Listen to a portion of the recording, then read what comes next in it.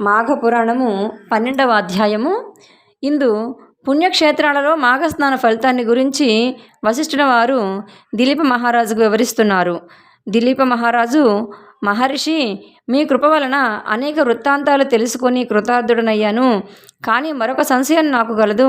అది ఏమంటే, మాఘమాసంలో ఏ తీర్థాలు దర్శించాలో సెలవివ్వండి అని చెప్పేసని కోరాడు. వశిష్ఠుల వారు ఈ రకంగా చెప్తున్నారు. దిలీప మహారాజా, మాఘ స్నానములు చేయుట యందు ఆసక్తి గల వాళ్ళకి ముఖ్యమగు తీర్థములు మహిమలు గురించి వివరిస్తాను, శ్రద్ధగా వినమని చెప్పేసని చెప్తున్నాడు. మాఘమాసంలో నదీ స్నానం ముఖ్యమైనది. మాఘ స్నానం చేయక తీర్థములు సేవించిన చాలునని అనుకున్నట్టు అవివేకం.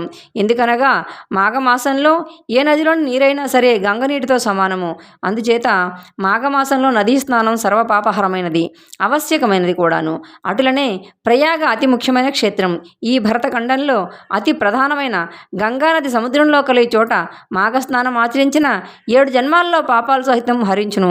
మాఘమాసంలో నదీ స్నానంతో పాటు విష్ణు దేవాలయములు, మహేశ్వరాలయములు మొదలగు 360 పుణ్యక్షేత్రాలు దర్శించిన ఎడల గొప్ప ఫలము కలిగిటేగాక మరి జన్మ అనేది కలుగదు. ఇక త్రయంబకమనే చోట ఒక ముఖ్యమైన క్షేత్రం కలది. అది పడమటి కనుమల దగ్గర ఉన్నది. అక్కడనే పవిత్ర గోదావరి నది జన్మించినది. గౌతముడు తన గోహత్యా దోషాన్ని పోగొట్టుకున్నట్టుకు ఈశ్వరుని గురించి ఘోర తపస్సు చేసి గోదావరిని గోహత్య జరిగిన ప్రాంతానికి ప్రవహింపజేశాడు. అదియునుగాక మాఘమాసంలో గోదావరి యందు స్నానం చేసిన ఎడల సకల పాపములు తక్షణం హరించిపోవడమే గాక ఇహమందు పరమందు సుఖపడుదురు. గౌతమి నదిలో మరికొన్ని ప్రసిద్ధమైన ఉపనదులు కూడా కలిసి తమ తమ స్నేహ సౌభ్రాతృత్వాన్ని చాటుతున్నాయి. అలాగే పరంతప అను ఉపనది ప్రవహించే చోట కూడా శివుడు లింగాకారంగా వెలసి ఉన్నాడు. దానికి ఆవరణ ప్రభావం అను క్షేత్రం కూడా కలదు. ఆ క్షేత్రం బ్రహ్మహత్య మహాపాపములు సహితం పోగొట్టగలదు. ఇందుకొక ఇతివృత్తాంతం గలదు. సావధానుడివై ఆలకింపమని చెప్తున్నాడు.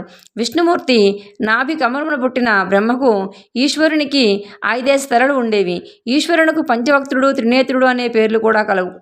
బ్రహ్మదేవుడు నాకు 5 తలలున్నవి, నేనే గొప్పవాడిని అనగా, నాకు 5 వలలున్నవి, నేనే గొప్పవాడినని శివుడు వాదించాడు. ఇద్దరూ గర్వంతో వ్యవహరించినందున చిలికి గాలివాన వలె వారిద్దరి మధ్య కలహం పెద్దదయ్యను. కడకు ఇద్దరూ యుద్ధము చేయగా శివుడు బ్రహ్మ యొక్క 5వ తలను నరికివేసెను. వెంటనే శివునకు బ్రహ్మహత్యా పాతకం చుట్టుకున్నది. శివుడు భయపడి నరికిన బ్రహ్మతలను చేత్తో పట్టుకుని ముల్లోకాలు తిరుగుతుండే క్రమంలో చేతిలో ఉన్న బ్రహ్మతల ఎండిపోయి పుర్రెగా అయినది. ఈశ్వరుడు ఆ పుర్రెతోనే భిక్షమడుగుచు భూలోకానికి వచ్చాడు. ఈశ్వరుడు సహజంగా అందమైన వాడు. అతడు భిక్షాడానికి వచ్చి భిక్షాందేహి అని అనగా గృహిణులు భిక్ష పట్టుకుని గుమ్మం దగ్గరకు రాగా శివుని మోహనాకారం చూసి మోహితులై భిక్ష వేసి శివుని వెంట పోచుండిరి. ఈ విచిత్రమును మునీశ్వరులు చూచి కోపం కలవారై తమ భార్యలు శివుని వెంట పోవుట సహించలేక ఈతనికి పురుషసత్వం నశించుగాక అని శపించెను. ఈశ్వరుడు చేయందులేక జారి క్రింద పడినదే ఆ లింగమునందే ఐక్యమయ్యాడట. అట్లా లింగాకారంగా మారినందువలన ఎనలేని తేజస్సుతో ఆ లింగము ప్రకాశించుండెను. 1,000,000 సూర్యుల తేజస్సు కలిగి ప్రళయం సంభవించిన అన్నట్లుగా భయంకరంగా ఉండెను.